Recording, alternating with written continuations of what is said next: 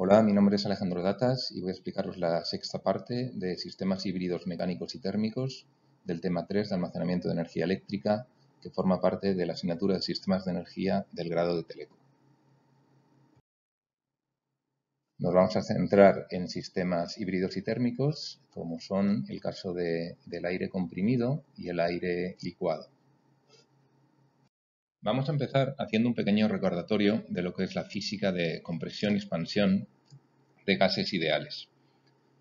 En esta gráfica os represento la presión en función del volumen para un gas ideal, donde os recuerdo que aplica esta expresión P por V igual a nRT. Entonces, si hacemos en esta expresión T igual a constante, es decir, temperatura constante, un proceso isotérmico, nos aparecería una curva de este tipo, ¿de acuerdo? A una temperatura T1, que lo que significa es que cualquier condición del gas de presión y volumen que caiga sobre esta curva va a tener una temperatura idéntica, T1. Entonces os represento aquí dos gases. Un gas en un estado 1, caracterizado por una presión P1 y un volumen V1, que sería el caso que represento aquí a la derecha, es un gas en estado expandido. Y después tendríamos otro estado de un gas comprimido en el que tenemos una presión P2 mayor y un volumen V2 menor.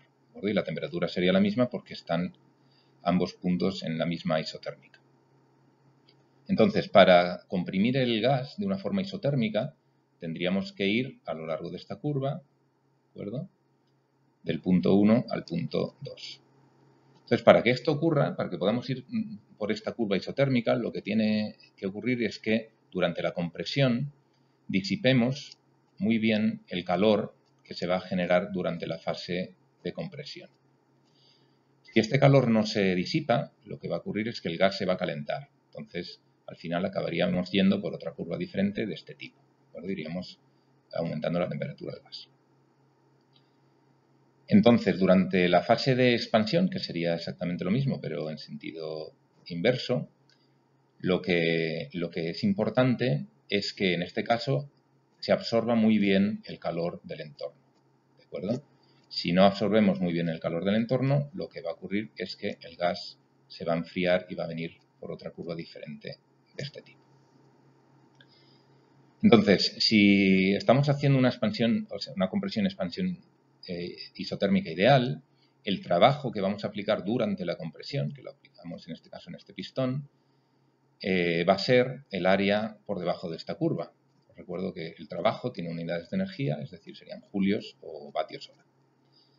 Y de nuevo, en un sistema ideal, en el que también la expansión pues, se hace de forma isotérmica, entonces va a entregar un trabajo que ilustro aquí a través de este pistón, pues el trabajo sería exactamente el mismo. Es decir, el área por debajo de la curva sería exactamente el mismo. Y esto pues ya podéis intuir su aplicación para almacenamiento, ¿de acuerdo? Estamos aplicando un trabajo durante la compresión y lo vamos a recuperar durante la expansión. Y para eso, en un sistema isotérmico es necesario que haya intercambio de calor con el entorno. Y por esto se denominan sistemas híbridos. Es decir, no es un almacenamiento puramente mecánico, que sería relacionado con el cambio de volumen y de presión del gas, sino también con el intercambio de calor con el entorno. Entonces, os anticipo que este intercambio de calor con el entorno en un sistema isotérmico es muy complejo, ¿de acuerdo? Primero, pues habría que hacer una compresión y una expansión muy lentas para que le dé tiempo al gas a disipar todo el calor o absorber todo el calor, incluso incorporar intercambiadores de calor muy eficientes que extraigan muy bien el calor del gas. Ese proceso es complejo. Entonces, también se utilizan otros procesos de compresión y expansión que se denominan adiabáticos, que veremos más adelante. Pero para ilustrar lo que sería un proceso de compresión, expansión adiabático, os lo ilustro de esta manera. Aquí dibujo una curva isotérmica a una temperatura T2, que sería mayor que T1. Entonces, una expansión adiabática iría más o menos por un camino de este tipo.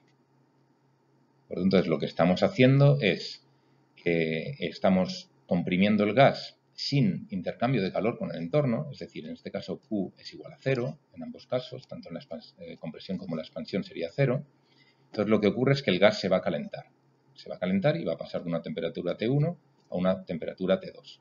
Entonces, el gas va a estar en esta situación, que he supuesto para una misma presión que en el caso anterior isotérmico, lo que ocurriría es que este gas tendría un volumen mayor. Y esto se debe a que este gas contiene más energía, es decir, una energía que no ha disipado durante la compresión, es decir, todavía está dentro del gas, no permite alcanzar volúmenes tan pequeños, es decir, el volumen tiene que ser mayor para la misma presión. Entonces, en este caso, para que sea una expansión con presión adiabática, lo que es necesario, a diferencia del caso isotérmico, es aislar muy bien el gas durante la compresión y durante la expansión. ¿De acuerdo? Y en este caso, a diferencia del caso anterior, pues es interesante hacer los procesos muy rápidos. ¿Vale? En el caso anterior interesaba que la compresión y expansión fuesen lentas para intercambiar bien el calor con el entorno. En este caso interesa que sea rápido para que el gas no le dé tiempo a intercambiar calor con el entorno. Y el trabajo intercambiado pues sería, igual que en el caso anterior, el área por debajo de esta curva. Y en el caso ideal, en el que sea perfectamente adiabático, pues igual que en el caso anterior, pues todo el trabajo que hemos empleado durante la compresión lo podríamos recuperar durante la descompresión. Entonces, ahora, basándonos en estos conceptos de compresión y expansión, vamos a explicar el sistema de almacenamiento de aire comprimido, o CAES. Vamos a empezar por el caso de un sistema isotérmico. Aquí a la izquierda os represento el diagrama que hemos venido usando para cualquier sistema de almacenamiento, el cual en este caso aplicaríamos la energía eléctrica que queremos almacenar a un compresor. El compresor lo que haría es básicamente comprimir el gas, es decir, pasaríamos el gas de unas condiciones de presión, volumen y temperatura T1, V1 y T1 a otras condiciones P2, V2, T2. En este caso, porque estamos diciendo que es una compresión isotérmica, tendríamos que la presión ha aumentado, P2 es mayor que P1, el volumen ha disminuido, V2 menor que V1, pero la temperatura se ha mantenido constante, T2 es igual a T1. Y para ello es necesario que el compresor, durante la compresión se disipe un calor Q-out. ¿De acuerdo? Entonces estaríamos en una situación de alta energía, P2, V2, T2, que se representa en este diagrama de presión y volumen por este punto de aquí. Entonces, para pasar de este estado de alta energía al estado de baja energía, que sería el estado con una presión menor y un volumen mayor, lo que hacemos es descomprimir el gas, hacerlo pasar por una fase de expansión, que en este caso estaría acoplado a una turbina para aprovechar el incremento de volumen y producir trabajo, es decir, producir potencia eléctrica a la salida. Entonces, durante este proceso de expansión, como hemos visto antes, pues es necesario aportar un calor para que sea un proceso isotérmico. Entonces, volvemos a estas condiciones de presión, volumen y temperatura T1 y V1. Entonces, en este diagrama de la derecha, pues se representaría de esta manera. Pues tenemos la compresión, que sería en esta dirección, tendremos la expansión, que sería en esta otra dirección, y tenemos un intercambio de calor con el entorno. Entonces, para que el sistema sea eficiente, es necesario que todo el calor que se disipa en la fase de compresión sea devuelto luego durante la fase de expansión. ¿De acuerdo? Eso es lo que básicamente hace que no haya pérdidas de energía en el sistema. Entonces, sería un proceso completamente reversible y toda la energía entregada durante la compresión, es decir, almacenada, sería devuelta durante la expansión. Para evitar estos problemas que menciono de intercambio de calor de un sistema isotérmico con el entorno, es decir, de la extracción de calor durante la compresión y la absorción de calor durante la expansión, se plantean otras soluciones que en este caso pues sería lo que se denomina un sistema adiabático. Este sistema es muy parecido al anterior, en el sentido de que aplicamos una potencia eléctrica al compresor. Este compresor se encarga de aumentar la presión de un gas de P1 a P2 y después, durante la fase de expansión, cuando queremos recuperar la energía, pues se aprovecha el aumento de volumen para actuar sobre una turbina que produce una potencia eléctrica. Todo eso es idéntico al caso anterior. La diferencia radica en que durante los procesos de compresión y expansión hay una fase que se denomina adiabática, es decir, una fase en la cual no hay intercambio de calor con el entorno.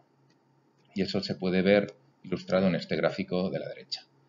Esta fase adiabática está representada por este primer tramo, en el cual vamos de unas condiciones de presión de P1 y volumen V1 y temperatura T1 a una situación intermedia en la cual pues vamos a tener una presión P2, una temperatura T2 mayor que T1 porque hemos calentado el gas al no haber intercambio de calor durante la compresión o expansión. Bueno, pues durante la compresión se calienta el gas, durante la expansión se enfría el gas. Y unas condiciones de volumen, pues V intermedio entre V1 y V2. Entonces esa sería una fase de compresión o expansión adiabática. Lo que pasa es que en esta situación intermedia, imaginemos que estamos comprimiendo el gas y entonces hemos pasado de un gas de una temperatura ambiente a un gas a una temperatura mayor. Si almacenamos el gas a esta temperatura, lo que va a acabar ocurriendo es que el gas va a ceder esa energía que contiene el entorno y va a enfriarse hasta alcanzar el equilibrio termodinámico con el entorno, que puede ser una temperatura similar a la temperatura ambiente, la temperatura que tengan las paredes de la caverna donde estemos almacenando el aire, en este caso. Entonces, para evitar perder esa energía, lo que se hace en estos sistemas es incorporar un sistema de almacenamiento térmico que represento aquí, con esta caja. Entonces, este sistema de almacenamiento térmico lo que hace es capturar el calor contenido en el gas, o sea, la energía contenida en el gas, se crea un flujo de calor hacia este almacenamiento térmico.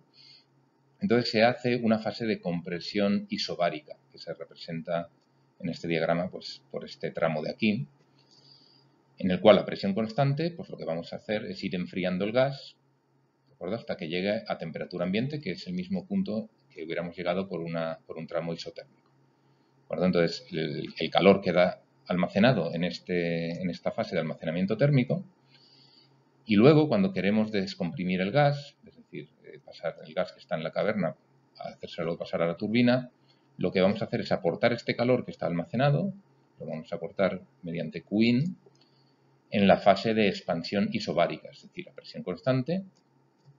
Vamos a expandir el gas hasta esta condición anterior de temperatura T2 del gas, es decir, hemos calentado el gas en esta primera fase a presión constante y luego cuando ya tenemos el gas calentado a presión constante, lo que hacemos es ya una expansión, pues en este caso sería adiabática, que es la que entregaría trabajo útil o potencia eléctrica a la salida.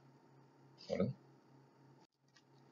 Entonces, las dos diferencias fundamentales con un sistema isotérmico, bueno, primero es que necesitamos incorporar un sistema de almacenamiento térmico, que esto pues añade un elemento al sistema que lo hace más complejo, que puede incorporar pérdidas térmicas en este almacenamiento, por ejemplo, pero evita el uso de intercambiadores de calor muy eficientes que se necesitan en el caso isotérmico para disipar muy bien el calor durante la compresión y durante la expansión. Entonces, en este caso, pues es más sencillo porque bueno, se pueden hacer compresión y expansión más rápidas, ya que un sistema adiabático tiende a favorecer los procesos rápidos, es decir, de alta potencia.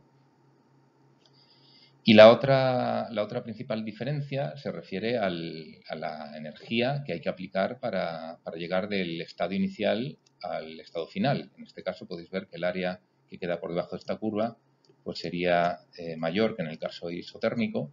Por lo tanto, el trabajo, la energía que hemos aplicado para ir del punto 1 al 2, pues es mayor. También es verdad que si el sistema fuese totalmente ideal, es decir, no hay pérdidas en este almacenamiento térmico, por ejemplo, podríamos volver a recuperar esta energía, ya que podríamos volver exactamente por el mismo camino en la curva de presión-volumen. Entonces, en principio, no hay una razón fundamental por la cual este sistema no podría alcanzar alta eficiencia. Pero los sistemas que hay hasta la fecha comerciales son una situación intermedia entre el adiabático y el isotérmico, se denominan diabáticos. En estos sistemas tenemos, igual que en los casos anteriores, un compresor al cual aplico la potencia eléctrica que quiero acumular, una turbina en la fase de expansión, que es la que aprovecha el incremento de volumen para producir potencia eléctrica, ¿de acuerdo? Pero en estos sistemas, durante la compresión, lo que queremos es asemejarlo lo más posible a un sistema isotérmico, es decir, queremos disipar todo el calor posible. Esto no es posible en el caso real, por lo que he dicho antes, que tendríamos que hacer un proceso extremadamente lento o incorporar unos intercambiadores de calor muy eficientes que disipen todo este calor. Como esto no es posible, pues tendremos una curva que veis aquí a la derecha de este tipo. Es decir, que no iría por el camino isotérmico exactamente, sino que iría un poquito desplazado. ¿De acuerdo? Eso al final lo que implica es que vamos a tener que disipar un calor en una fase, una última fase que nos lleve el gas a la temperatura del entorno. Es decir, que el gas perdería un calor dentro de la caverna hasta alcanzar el equilibrio térmico. Entonces, la principal diferencia con los sistemas anteriores es que durante la expansión, como hemos dicho, es muy difícil aportar el calor del entorno de una forma rápida y eficiente. Entonces, lo que se hace es aportar una combustión, la combustión de gas natural, típicamente. Esta combustión aporta un calor Q-swing que se suministra durante esta fase de expansión isobárica, es decir, a presión constante, y nos va a llevar el gas a una situación de una temperatura mucho mayor, T-3 en este caso, y a partir de este gas a esta temperatura pues ya vamos a hacer el resto del ciclo de la expansión, que es lo que va a producir un trabajo útil, lo que va a mover la turbina, ¿de acuerdo? Que esto podría ser, por ejemplo, una expansión adiabática perfectamente. Entonces eso es lo que al final produciría esta potencia eléctrica a la salida. Entonces, como veis, la principal diferencia es que estamos aportando un combustible, es decir, que este sistema es un híbrido entre un sistema de almacenamiento, porque es verdad que estamos aportando una potencia eléctrica que luego vamos a recuperar a la salida, pero también estamos convirtiendo directamente un combustible fósil, típicamente gas natural, en electricidad, ¿verdad? O sea que realmente se puede considerar una central térmica convencional apoyada por una fase de almacenamiento, ¿verdad?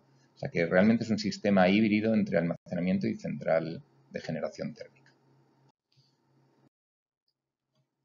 Entonces aquí os represento un diagrama típico de un sistema de almacenamiento de aire comprimido diabático.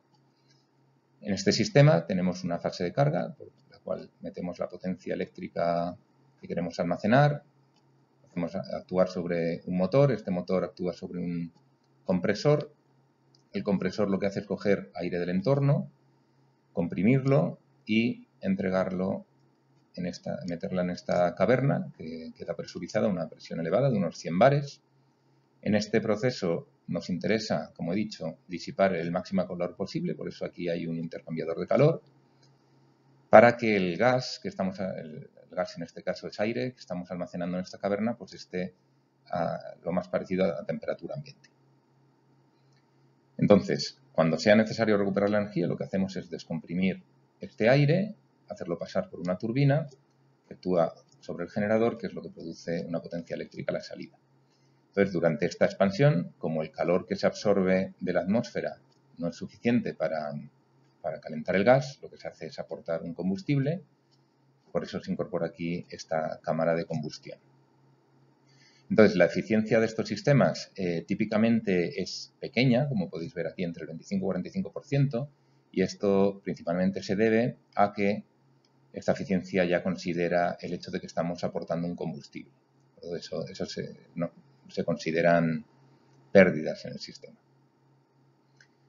Entonces, los proyectos que se han hecho de este tipo son únicamente dos, aunque si recordáis el gráfico que había al principio de esta presentación en el que se veía que esta técnica, el CAES, representaba una capacidad de potencia significativa respecto a otras tecnologías como el almacenamiento térmico o el electroquímico de baterías, es realmente debido a estos dos proyectos. Lo que pasa es que son dos proyectos de alta capacidad de potencia. Como veis aquí, el que se hizo en Alemania a finales de los 70 son 290 megavatios y el de Estados Unidos a principios de los 90 es de 110 megavatios eléctricos. Entonces, aunque sean muy pocos proyectos, es decir, solo dos proyectos, en cuanto a capacidad de potencia, pues es significativo y por eso aparece en esos gráficos con un porcentaje también alto. Entonces, en estos sistemas veis, pues aquí viene la capacidad de acumulación, la podéis ver a través de la duración del almacenamiento. Son 2 horas con 290 megavatios eléctricos, es decir, hacéis el producto y os da la energía contenida en el sistema. Entonces podéis ver que en el caso de la instalación de Estados Unidos, este sistema de finales de los 90, tiene una acumulación de hasta 26 horas con 110 megavatios eléctricos, es decir, tiene una capacidad energética mayor. Y también tiene una eficiencia mayor, en este caso, porque están recuperando el calor que se disipa en la turbina, el calor del aire caliente, pues lo están recirculando y entonces eso les permite aumentar la eficiencia. Entonces, si recordáis un poco la primera presentación de introducción del tema de almacenamiento, habíamos dicho que había dos grupos de tecnologías fundamentales. Están las de alta eficiencia y alto coste y las de baja eficiencia y bajo coste por capacidad energética. Entonces, en este caso, claramente, estamos en una situación en la que tenemos una eficiencia baja y un coste por unidad energética también muy bajo, porque estamos usando aire, ¿de acuerdo? El aire no tiene coste.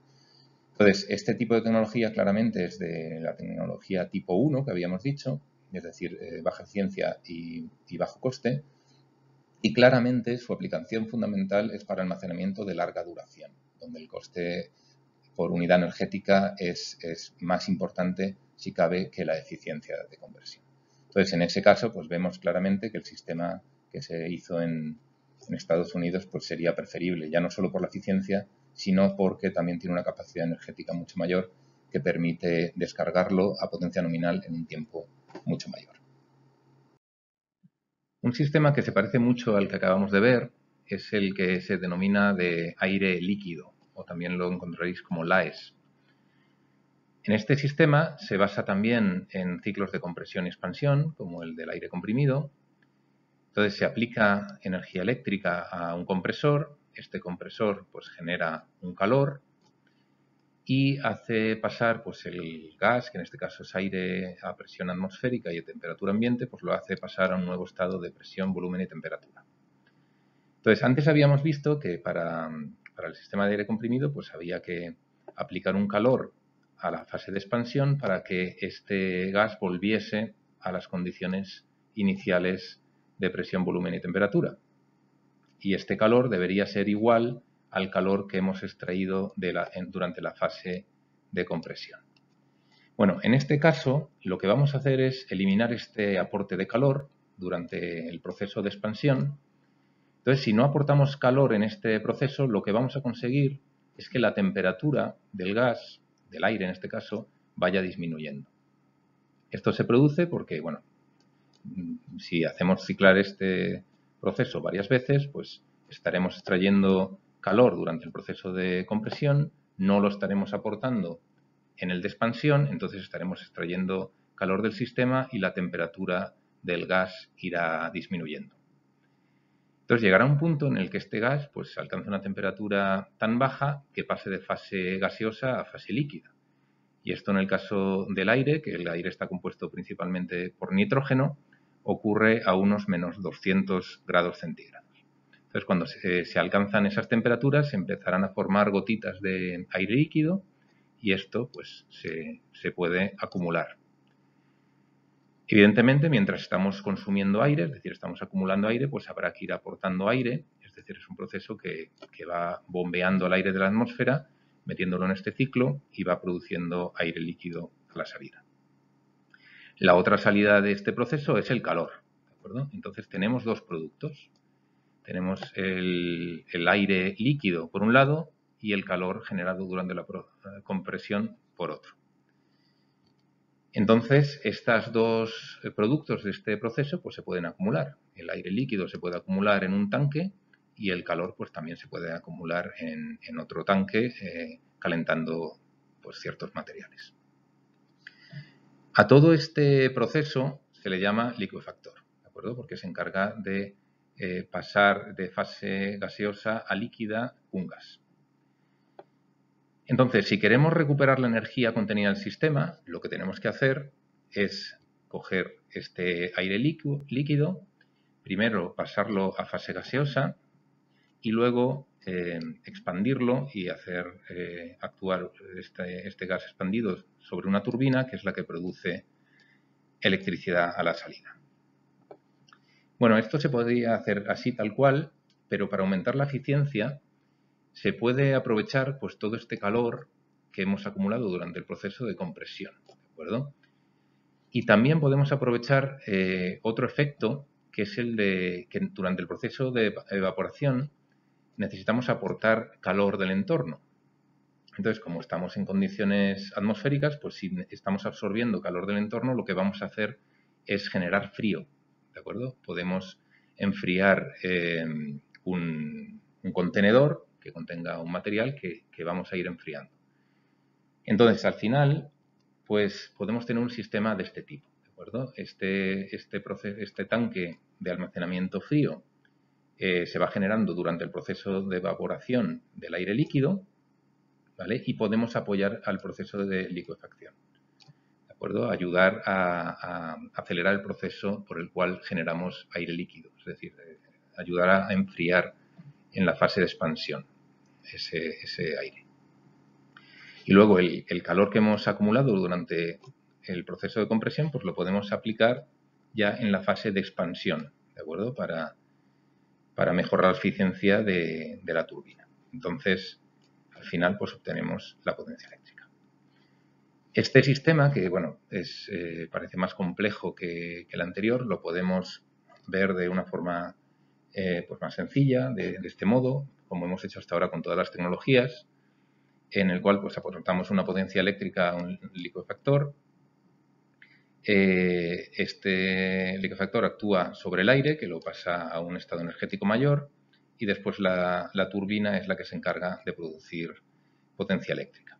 Entonces, aquí la principal diferencia es que, bueno, los estados energéticos en este caso son un poco más complejos, porque como veis hay tres tanques. Está el tanque de aire líquido, por un lado, pero después está el tanque de calor, de acumulación de calor, y el tanque de acumulación de frío, ¿de acuerdo? Entonces, el estado EH, en el cual el sistema está completamente cargado, es un sistema en el cual el tanque de aire líquido está completamente lleno, el tanque de almacenamiento de calor pues está caliente y el tanque de almacenamiento de frío pues está más frío que el entorno. Bueno, este es el diagrama genérico de cómo funcionaría esto. Bueno, tenemos la parte de carga, en la que tenemos el ciclo de compresión, que realmente forma parte del licuefactor, pero aquí se representa de forma distinguida, para representar el hecho de que en esta compresión tenemos esta generación de calor que hemos mencionado antes, que vamos a almacenar durante el proceso de carga. ¿De acuerdo? Entonces, el resultado es que estamos generando aire líquido, ¿de acuerdo? Y cuando se necesita electricidad a la salida del sistema, pues el aire líquido se convierte en fase vapor. En este proceso también se necesita calor, el flujo del calor iría en esta dirección, ¿de acuerdo? En este gráfico lo que se representa es el flujo de frío, que sería, digamos, el inverso. Entonces se genera frío en este tanque, ¿de acuerdo? Entonces, al final, en la fase de expansión, este gas ya en fase gas, el aire, perdón, en fase gas, lo que se hace es recalentarlo con el almacenamiento térmico que teníamos por aquí. Entonces, ya el gas más caliente es el que se utiliza para hacer trabajar la turbina y se produce electricidad al final. Por lo tanto, aquí veis, aquí en el medio está todo lo que se representa al almacenamiento, que es el tanque de aire líquido, el tanque de calor y el tanque de frío.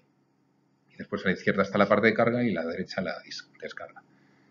La eficiencia de estos sistemas es relativamente elevada. Aquí vemos un ejemplo del 60%, pero puede llegar a ser incluso mayor, ¿de acuerdo? Entonces, aunque está en fase de desarrollo, prototipado experimental, esta tecnología tiene potencial de darnos una eficiencia alta y además costes bajos, porque de nuevo estamos utilizando el medio de almacenamiento, no deja de ser aire, ¿de acuerdo? Entonces, recordad que este tipo de tecnología en el cual podemos aumentar la capacidad de acumulación simplemente aumentando el tamaño de estos tanques, ¿de acuerdo? Es una tecnología que es fácilmente escalable a grandes capacidades de energía a bajo coste, ¿de acuerdo? Entonces, esta tecnología en particular podría cumplir esos requisitos que contaba en la primera parte de este tema, que es el de conseguir alta eficiencia y bajo coste simultáneamente. Y ya por último, simplemente enseñaros un ejemplo de un sistema que está desarrollando esta empresa que se llama HiViews y donde podéis ver las distintas partes del sistema. Pues, por ejemplo, podéis ver aquí el liquefactor, aquí veis los tanques de almacenamiento de aire líquido, aquí están los tanques de almacenamiento térmico y aquí están los tanques de almacenamiento de frío, ¿de acuerdo? Y después en estos bloques de aquí pues están las turbinas, que son los módulos para producir electricidad. Bueno, simplemente viendo esta imagen, pues podéis haceros idea de que realmente el sistema es muy escalable. Quiero decir que si queremos aumentar la capacidad energética del sistema, simplemente tenemos que añadir tanques, ¿de acuerdo? El resto se puede mantener igual. Entonces, pues este tipo de sistemas, pues por insistir en ello, es perfecto para aplicaciones de larga duración, ¿de acuerdo?